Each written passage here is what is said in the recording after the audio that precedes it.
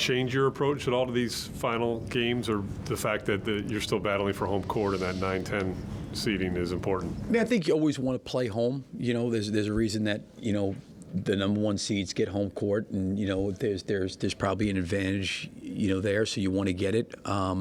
You know, I always feel, regardless of home court or not home court, the most important thing to your team is the team's health, you know, physically. So it'll be something we probably have to talk about. Obviously, I didn't know what you had just mentioned, other than hearing from you. Yeah. So, I mean, that's a positive thing. You know, probably for both of us, it's probably going to come down to the wire, you know what I mean, in terms of playing that way. And, you know, now that you're in, if I'm not mistaken, I think after the last regular season game, maybe there's 2 days till you play that game in between. So, you know, I think those are all things we probably have to map out organizationally, you know, looking at it. Certainly checking with the players. I think that's important. I think everybody's a little bit different. There's certain guys that find a good rhythm of playing, and there's some guys that may need rest. So we'll try to make those decisions, you know, when they come. But certainly with what's in front of us, we feel like we still have a lot to play for. And to your point, the home court part of it is still part of it. And I'm sure they're going to be doing the same thing as well.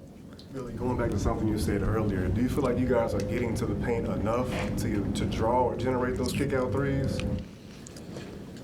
I think one of the challenges for us, you know, all year long is we've been a pretty good team getting to the paint.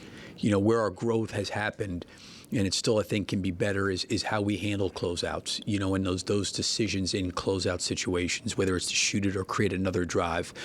You know, there were several opportunities where, you know, we're trying to make a run. They certainly had control of the game, but when we got it down to 12, 13, you know, you're trying to get it inside single digits. We had multiple possessions in a row where we had multiple drives to the basket, and we just never really capitalized, whether it was a corner three that we generated or a three on the perimeter above the break or something at the rim. Like, I thought the paint stuff, we generated some good shots. Now, on some of those closeout situations, in terms of the volume, you know, of those screening actions,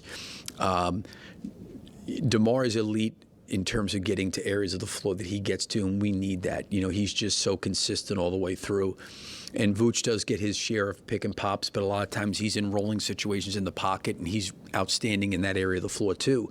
So you have two really good scorers that score from different areas of the floor. But when we do get downhill, whether it's through DeMar or DeMar getting double team or even Vooch getting double team in the post, when the ball does come out or sprayed out, you know, our ability to make the next, you know, the shot, the next drive, the next pass.